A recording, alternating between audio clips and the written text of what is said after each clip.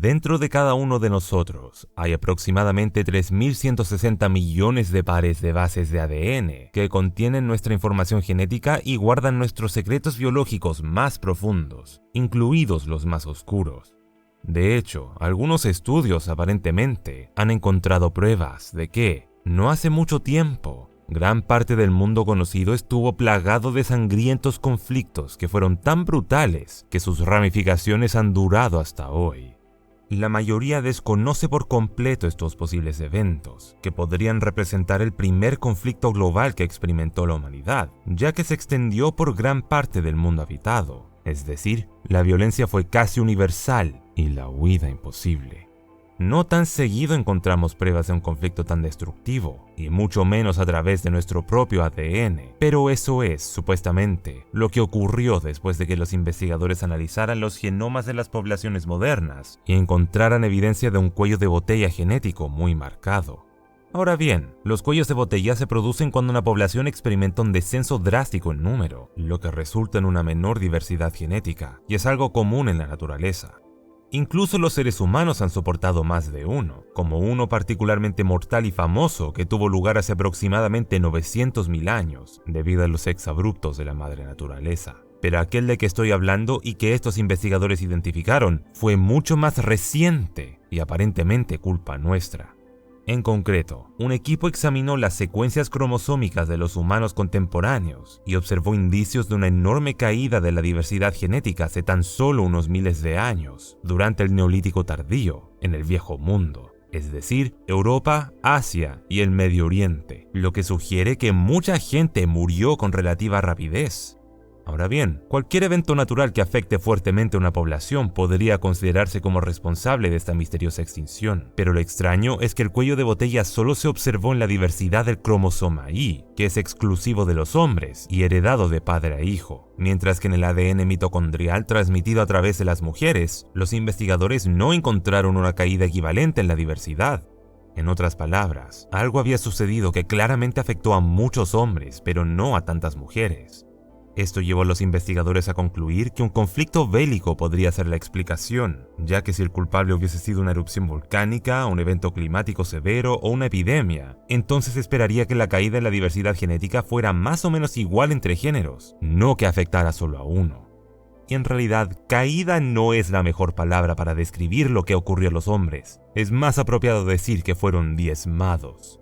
Los científicos estiman que este acontecimiento fue tan terrible que, como resultado, el número de hombres en África, Europa, Asia y el Medio Oriente se habían reducido hasta en un 95%, lo que significa que, en teoría, solo 1 de cada 20 hombres sobrevivió a esta purga, y que las mujeres posiblemente superaban en número a los hombres en una proporción de 17-1.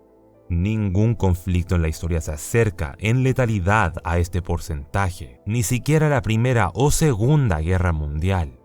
Puesto en contexto, si tal conflicto ocurriera hoy, habría una pérdida de aproximadamente 3,9 mil millones de hombres, dejando solo unos 200 millones en pie. Naturalmente, cuando alguien afirma que nuestro ADN es la prueba de que se produjo un terrible conflicto, uno esperaría que al menos hubiera un par de cadáveres por ahí que pudiéramos señalar como pruebas fehacientes. Y resulta que los hay, montones y montones de ellos. De hecho, es difícil no verlos. Ya se han descubierto más de 250 yacimientos del Neolítico tardío, en los que se evidencian muertes violentas, y eso solo en Europa. En general, los restos de humanos neolíticos son famosos por ser hallados en condiciones sombrías, presentando una cantidad de heridas corporales sin parangón respecto de humanos anteriores o posteriores. Un análisis de más de 2.300 agricultores tempranos descubrió que más del 10% de los hombres y mujeres mostraban heridas de armas, probablemente de partidas de asalto o competencia que atacaban por sus cosechas y ganado. Otro análisis de 338 individuos en España descubrió que el 23% mostraba signos de daños por agresión. Los varones adultos y adolescentes eran los más afectados, constituyendo el 97% de los traumas no curados y el 81% de los curados, lo que sugiere que era rutinario experimentar más de un encuentro violento a lo largo de la vida. Estas cifras son bastante elevadas, pero no alcanzan el 95% inferido en el estudio genético, aunque la investigación señala que en muchos casos, los ataques violentos no dejan marcas en los huesos. Solo el 15% de los ataques mortales con armas afiladas dejan algún tipo de lesión ósea, si bien también hay que tener en cuenta las infecciones, enfermedades y otros modos indirectos de muerte asociados a los conflictos. Obviamente, estas no fueron las primeras personas en ser encontradas asesinadas por los suyos, pero la frecuencia fue extrema. Los científicos notaron dos cosas que se volvieron excepcionalmente comunes durante este periodo: batallas y masacres indiscriminadas, de las que se conocen múltiples sitios. Uno de los más horripilantes es la fosa mortal de Thalheim, en Alemania. Datada en torno al 5000 AEC, los científicos desenterraron aquí los restos de al menos 34 individuos que habían sido brutalmente asesinados. Ninguno de los esqueletos presentaba ningún tipo de lesión defensiva, lo que implica que huían de un grupo atacante en lugar de luchar. En general, los golpes mortales podían clasificarse en tres categorías: los asestados con el lado afilado de una suela, los asestados con el lado romo y, por último, los asestados con flechas, que solo afectaron a 3 de las 34 víctimas. El análisis de sus cráneos también demostró que los guerreros de la época solían apuntar a la cabeza y todos menos 4 presentaban lesiones craneales letales, además de heridas ya mortales en algunos casos. Entre los muertos había 16 niños, 9 hombres adultos y 7 mujeres mayores, mientras que las mujeres jóvenes estaban notablemente ausentes, lo que es común entre los sitios de masacre neolíticos. Esto sugiere que eran consideradas valiosas y probablemente llevadas por los vencedores como trofeos. Este ataque en particular tuvo lugar dentro de un asentamiento que poseía fortificaciones como empalizadas, lo que demuestra que en ese entonces había una fuerte necesidad de amurallarse como protección de otros seres humanos. Por supuesto, hubo otras masacres en asentamientos que también tenían fortificaciones, como la masacre de Schlitz, que probablemente tuvo lugar en el 5000 AEC, no muy lejos de ahí, en Austria, la que fue mucho más mortífera. Se sabe que 200 víctimas fueron arrojadas sin consideraciones en una fosa común, después de una incursión en un asentamiento. Al igual que en Thalheim, había una notable falta de mujeres muertas, en contraste con los muchos cadáveres masculinos, pero esta masacre fue diferente en algunos aspectos. En primer lugar, además de secuestrar presumiblemente a mujeres jóvenes adultas, los asaltantes también podrían haber capturado a preadolescentes y adolescentes, ya que había muy pocos entre los muertos. Otra diferencia, algo más sombría: muchos de los cuerpos fueron encontrados sin brazos ni piernas, mientras que los cráneos fueron localizados por separado, evidenciando algunos de los primeros signos de tortura y descuartizamiento humano. Podría tratarse de una tradición de la parte atacante, y muestra cómo los distintos combatientes tenían rituales diferentes. Por ejemplo, en Asia, la caza de cabezas era particularmente común.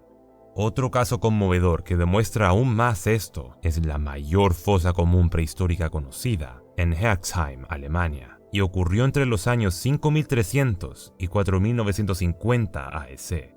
En lugar de un asentamiento devastado, los arqueólogos creen haber encontrado una comunidad que fue devastadora, pues, justo en las afueras de su gran aldea de 6 hectáreas, había al menos 80 fosas, llenas hasta los topes de víctimas, que hasta ahora se estima que superaban los 1000 individuos, llegando posiblemente a 1500, y cuyas edades iban desde recién nacidos hasta ancianos. Si tenemos en cuenta la diferencia de población de entonces con la de ahora, esto sería como si una ciudad construyera una fosa común con más de 800.000 cadáveres justo fuera de sus murallas. Casi todos los cuerpos fueron procesados de la misma manera. La población nativa los descuartizó, rompió los huesos y cortó los cráneos por la mitad. De hecho, tantos cráneos fueron cortados y aparentemente descarnados que los investigadores creen que esta comunidad era cultista de cráneos, los que utilizaban en algún ritual y probablemente también comían partes de la cabeza, siendo el cerebro una parte muy apreciada por su contenido de grasa. También había indicios de que, a menudo, se arrancaba la lengua a los muertos y que se trituraban los huesos para extraer fácilmente la médula. Para colmo de males, los científicos se dieron cuenta de que había menos elementos de hueso esponjoso de los que debería haber, y que ciertos huesos como los metapodiales y las falanges de las manos mostraban mordeduras preferentes. En otras palabras, estos tipos tenían partes favoritas del cuerpo para roer. Además, muchos de los cuerpos habían sido cocinados, y algunos mostraban signos de haber sido asados a los piedo. Al terminar el festín, los huesos fueron convertidos en tazas, herramientas o elementos de disuasión, ya que algunos cráneos fueron encontrados cerca de o insertados en picos en la entrada del asentamiento. No hay ni que decir de que se trataba del peor grupo en el que uno podía caer, pero evitarlos podía ser más difícil de lo que piensas, porque a pesar de la falta de medios de transporte, se las arreglaban para hacer la guerra a gran escala, y sus víctimas procedían de culturas muy diferentes, algunas de las cuales se encontraban a 482 kilómetros de distancia. El estilo de vida de los muertos también variaba. Algunos tenían isótopos que demostraban que eran cazadores-recolectores, mientras que otros habían sido agricultores. También había víctimas que procedían de las montañas y otras de las tierras bajas, todo lo cual apunta a la idea de que los nativos de Haxheim eran personas terriblemente sedientas de sangre, que se las arreglaban para llevar a cabo con éxito incursiones que requerían un cierto nivel de táctica y logística. Por no mencionar que, si bien su asentamiento era grande para los estándares neolíticos, tenía mucho menos de 1000 personas, y con eso quiero decir menos de 50 personas. Impresionante en un sentido oscuro. Dicho esto, también hay algunos misterios en relación con este lugar, como quiénes eran exactamente los muertos, cautivos de guerra, esclavos o simplemente viajeros desafortunados que se acercaron demasiado. Además, nadie sabe a ciencia cierta qué les ocurrió a los nativos de Haxheim, ya que algunas pruebas sugieren que el asentamiento fue abandonado poco después de la masacre, con un tiempo máximo de asentamiento de 50 años tras los entierros, lo que lleva a la gente a preguntarse si otro grupo vino en busca de venganza. Aunque es difícil negar que Haxheim sea el lugar más espantoso que conocemos, esta extraña brutalidad no se limitaba a este caso, ya que se conocen muchos más. Guerreros que coleccionaban cabezas, así es. Grupos que sistemáticamente rompían y extirpaban piernas, eso también. Grupos xenófobos que cazaban y mutilaban a los recién llegados, eso también. Y por último, guerreros que enterraban viva a la gente, porque al parecer también hacían eso. Además de la diversidad de brutalidades, también había mucha diversidad en cuanto al armamento en sí. Durante las batallas se utilizaban muchos tipos de armas contundentes y afiladas, como azuelas, lanzas, arcos y flechas, hachas, garrotes, cuchillos, raspadores, hoces y azadas, martillos y la lista continúa. Desgraciadamente para los combatientes, el nivel de armadura de entonces no estaba a la altura de las armas. No se conoce ninguna protección estándar de la época, y los guerreros probablemente no llevaban mucho más que piel de animal, tela tejida y material vegetal. Todo esto hacía que la vida fuera extremadamente difícil para cualquiera, especialmente para los hombres aptos para luchar. El simple hecho de crecer era un logro, pues que el nivel de violencia resultaba en una mísera esperanza de vida de entre 20 y 33 años, empatando en el primer puesto con una época pasada en la que los humanos modernos morían más jóvenes. Y eso sin tomar en cuenta la mortalidad infantil, porque incluso si llegabas a los 15 años se esperaba que no pasaras de los 33. Todo esto nos lleva a una simple pregunta. ¿Qué demonios pasó? ¿Por qué todo el mundo parecía estar peleándose sin parar con los demás? Lamentablemente no hay una respuesta clara, sino varias ideas diferentes. E irónicamente, una de las principales hipótesis lo achaca que los humanos volaban demasiado cerca del Sol. En concreto, no mucho antes de que estallara esta violencia, la humanidad había entrado en la Revolución Neolítica, también conocida como la Primera Revolución Agrícola. En este periodo de la historia, muchas culturas humanas pasaron de cazadores-recolectores a colonos y agricultores. Esto permitió un aumento de la población y la capacidad de establecer asentamientos completos, lo que a su vez condujo al progreso en otras áreas también. A primera vista suena muy bien, pero este éxito también significó que los humanos ahora podían organizar mejor grandes grupos de batalla gracias a los asentamientos, y tenían acceso a una gama de armas más amplia que nunca. Además, este cambio proporcionó a los humanos nuevas razones para matar que antes no existían, ya que ahora sabían que los asentamientos y las granjas equivalían a botín, comida y mujeres, todo en un mismo lugar. También, solo por la proximidad, los asentamientos podrían haber sido vistos como hostiles por los demás y como amenazas existenciales, lo que llevó a la noción de que todos los vecinos eran enemigos y tenían que desaparecer. Otra idea más específica, que trata de responder por qué el cromosoma Y en particular fue borrado, más allá de la violencia, afirma que a medida que la revolución estaba en marcha, las estructuras sociales se reorganizaron, con más y más gente formando grupos de parentesco patrilineales, tal vez porque la confianza era un bien escaso, y era más fácil confiar en aquellos con los que estabas relacionado, y esto dio lugar a un movimiento sin restricciones para las mujeres, pero muy restringido para los hombres. En otras palabras, no se permitían extraños si eras un hombre. Esto habría hecho que el cromosoma Y fuera muy vulnerable, y explica por qué se vio tan afectado cuando estos clanes se hicieron la guerra unos a otros, lo que en última instancia condujo a que el cuello de botella genético fuera unilateral. Pero como muchas cosas, hay quien no está de acuerdo con esta hipótesis, y en su lugar propone una explicación pacífica a todo esto. Obviamente, como demuestra la abundancia de esqueletos, la violencia era bastante frecuente en la época, pero en cuanto al cuello de botella genético, un equipo de científicos cree que los clanes patrilineales podrían haberse dividido a menudo a través de un proceso pacífico llamado fisión lineal. Dado que estos nuevos clanes estaban formados por varones estrechamente emparentados, sus linajes del cromosoma Y se volvieron más vulnerables a desaparecer con el tiempo, especialmente debido a las dificultades ambientales. Esto provocó un descenso gradual de la diversidad del cromosoma Y, ya que algunos linajes masculinos tuvieron mucho éxito, mientras que otros fueron desapareciendo poco a poco. Además, fueron más afectados por la aptitud reproductiva, dado que algunos grupos tuvieron más éxito creciendo y dividiéndose, lo que reforzó su dominio, mientras que otros no pudieron seguir el ritmo y acabaron desapareciendo. Por supuesto, también existe la posibilidad de que ambas ideas fueran correctas, o sea que los factores pacíficos y violentos se combinaron para reducir la población masculina.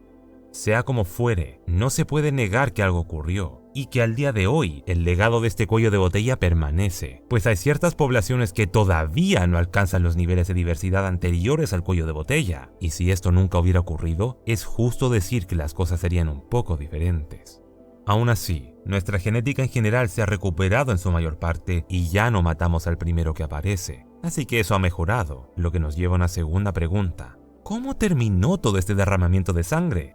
Bueno, no lo hizo, al menos no en un sentido absoluto, porque con el tiempo, desde un punto de vista puramente numérico, más personas han muerto en guerras, especialmente debido a la nueva tecnología, pero sucede que crecimos más rápido de lo que morimos, por lo que las cosas han mejorado relativamente.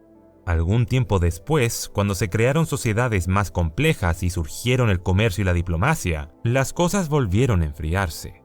Sin embargo, si se observan los últimos 600 años, se puede ver que solo muy recientemente, más o menos en los últimos 100 años, hemos empezado realmente a pasar página, y que el número de conflictos que se inician cada año ha ido disminuyendo desde la Segunda Guerra Mundial. Y aunque pueda ser difícil de creer, en estos días vivimos en un mundo extremadamente pacífico comparado con el que solía ser, y esto se refleja, por supuesto, en nuestra larga esperanza de vida, que es más de 3 veces la de los neolíticos. Y aunque ciertamente tenemos nuestros propios problemas, por mi parte, me alegro de que no tengamos que preocuparnos más por cultos de calaveras y piernas mutiladas, al menos en términos generales.